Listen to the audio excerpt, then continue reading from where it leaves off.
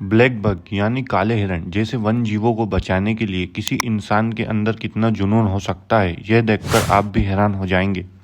ये कहानी है एक नौजवान की जिसके डिस्ट्रिक्ट में हर महीने काले हिरणों का शिकार किया जा रहा था।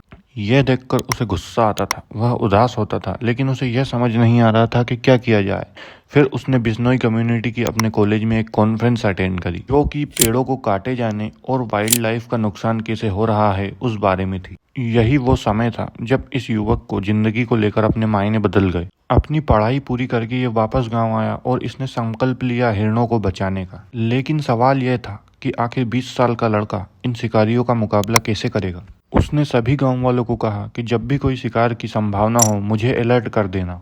एक बार गांव के ही एक इन्फॉर्मर ने उसे ऐसी जानकारी दी कि कहीं पर शिकार होने वाला है। सर्दियों की रात थी, तापमान करीब 14 डिग्री था, लेकिन फिर भी इस नौजवान ने अपनी मोटरसाइकिल उठाई और 30 किलोमीटर अपनी बाइक पर गया। जब तक ये वहां पहुंचा, अफसोस, हिरन ऑलरेडी मारा जा चुका था। उसका मांस वहां पकाया जा रहा था, लेकिन फिर भी इसने पुलिस को बुलाया और शिकारियों को पुलिस के हवाले कर दिया। वाइल्ड लाइफ एक्ट 1972 के तहत शिकारियों पर केस दर्ज होता है।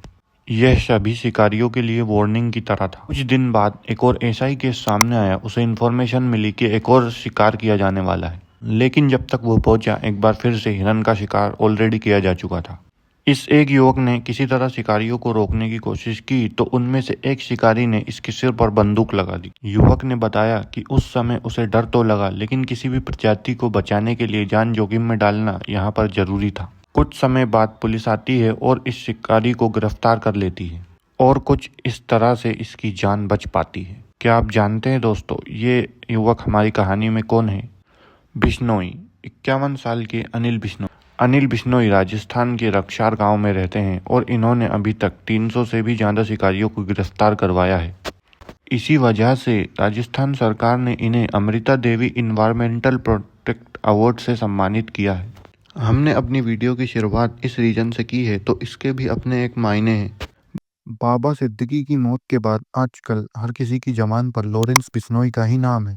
लॉरेंस बिश्नोई का ये स्टेटमेंट हर जगह चल रहा है कि जब तक सलमान खान काले हिरणों की मौत के लिए माफी नहीं मांगेंगे तो लॉरेंस बिश्नोई उन्हें नहीं छोड़ेगा।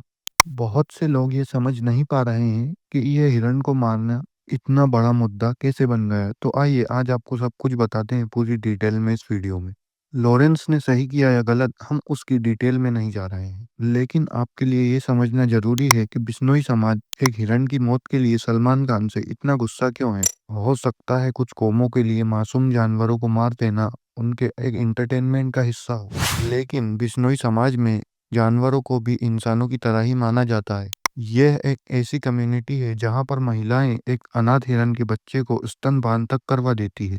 बिश्नोई समाज के गुरु जम्बेश्वर जी ने इस कम्युनिटी को ऐसे संस्कार दिए हैं कि ये लोग पेड़ पौधों की रक्षा के लिए भी अपनी जान तक न्यौछावर कर देते हैं। लॉरेंस बिश्नोई का यह कहना है कि जब उसे बचपन में पता चला कि सलमान खान ने काले हिरन को मारा है, वह तभी से उनसे बदला लेना चाहता है। जिन लोगों को उस वक्त के बारे में नहीं पता, तो आपको बता दें, ये बात है 1998 की, जब सलमान खान अपने कोस्टार के साथ जोधपुर के आसपास हम साथ साथ है मूवी की शूटिंग कर रहे थे। तब गांव वालों को जंगल से आवाज आई गोली की। गांव वाले जब गोली चलने की जगह पहुंचे तो उन्हें वहां पर एक गाड़ी में कुछ लोग दिखाई दिए। गांव वाले गाड़ी को तो नहीं रोक पाए, लेकिन उन गांव वालों में से एक आदमी ने सलमान खान को पहचान लिया। पड़ताल करने पर पता चला उस रात को गांव में 2 चिंकारा और 3 काले हिरण मार दिए गए। मामले की छानबीन चालू हुई। वन विभाग के लोग कोड़ा पाम्स पहुंच गए, जहां पर सलमान खान और उनके को-स्टार रुके हुए थे। वहां काले हिरण के अवशेष मिले। 2 अक्टूबर को बिश्नोई समाज ने सलमान खान के खिलाफ एफआईआर दर्ज कराई। सलमान खान की गिरफ्तारी हुई और उन्हें जेल जाना पड़ा, मगर हाथों हाथ ही उनको जमानत भी मिल गई। बिश्नोई समाज का गुस्सा इस बात पर है कि इस मामले को चलते तकरीबन 27 साल हो चुके हैं, लेकिन इन 27 सालों में सलमान खान को मात्र 18 दिन जेल जाना पड़ा और कोर्ट से सजा सुनाने के बाद भी वह अभी भी जमानत पर है। 2006 में एक ट्रायल कोर्ट ने सलमान खान को 5 साल की सजा सुनाई थी, लेकिन 2006 में हाई कोर्ट ने सलमान खान की सजा को सस्पेंड कर दिया। फिर 2016 आते आते जोधपुर हाई कोर्ट ने सलमान खान को 2 चिंकारा केस में बरी ही कर दिया। इसके बाद 2018 में ट्रायल कोर्ट ने सलमान खान को फिर 5 साल की सजा सुनाई, मगर सलमान अभी तक भी जमानत पर है।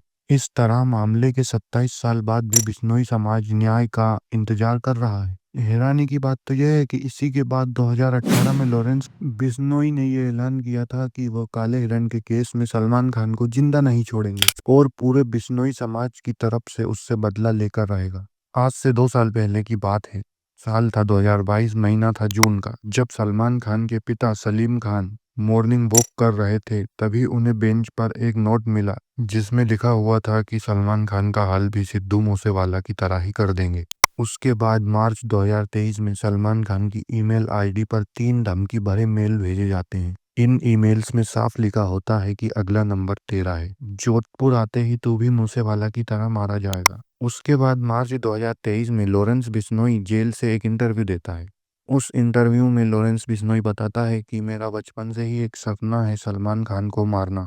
उसके बाद अप्रैल 2023 में ही रॉकी नाम का एक लड़का मुंबई पुलिस को सलमान खान को मारने की धमकी देता है। इस साल हद तो तब हो गई जब 14 अप्रैल को 2 मोटरसाइकिल सवार लोग सलमान खान के घर पर खुलेआम फायरिंग कर देते हैं। इस मामले में सबसे बड़ा मोड़ तो तब आया जब कुछ लोगों ने कुछ दिन पहले ही बाबा सिद्दीकी की गोली मारकर हत्या कर दी। इस मर्डर के तुरंत बाद ही लॉरेंस बिश्नोई गैंग ने इस मर्डर की जिम्मेदारी ले ली और कहा कि जो भी आदमी सलमान खान की हेल्प करेगा वह मारा जाएगा। आपको बता दें कि ये वही बाबा सिद्दीकी है जिन्होंने 2013 में अपने घर हुई इफ्तार पार्टी में सलमान और शाहरुख की सुलह करवा दी थी। बाबा सिद्दीकी सलमान खान की फैमिली के बहुत ही क्लोज थे। बाबा सिद्दीकी की मौत के बाद लॉरेंस गैंग का कॉन्फिडेंस बढ़ा हुआ है। वहीं वहीं सलमान खान की सेफ्टी मुंबई से पुलिस के लिए एक बड़ा सिरदर्द बनी हुई है। सलमान खान लगातार पब्लिकली आने से बच रहे हैं। मुंबई पुलिस ने सलमान खान की गैलेक्सी अपार्टमेंट के बाहर एक चौकी भी बना दी है। सलमान की सिक्योरिटी में लगभग 40 पुलिस वाले खड़े रहते हैं। सलमान खान के पिता सलीम खान ने एक टीवी इंटरव्यू में कहा है कि इन घटनाओं के चलते उनकी प्राइवेट लाइफ पर काफी असर पड़ा है।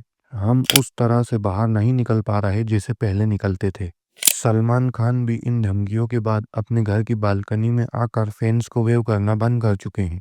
इस पूरी कंट्रोवर्सी के बाद लोग ये जानना चाहते हैं कि भाई ये लॉरेंस बिश्नोई है कौन और आखिर यह इतना पावरफुल कैसे बन गया कि जेल में रहने के बावजूद सिद्धू मूसेवाला जैसे सिंगर की हत्या करवा दी, बाबा सिद्दीकी का मर्डर करवा देता है, सलमान खान जैसे सुपरस्टार को धमकियां दे रहा है। अगर आप जानना चाहते हैं लॉरेंस बिश्नोई और उसके गैंग की पूरी कहानी तो चैनल को सब्सक्राइब कर दो और वीडियो को लाइक कर दो और शेयर जरूर कर दो। इसके अगले पार्ट में हम आपको बताएंगे कि लॉरेंस बिश्नोई आखिरकार इतना बड़ा गैंगस्टर बन कैसे गया।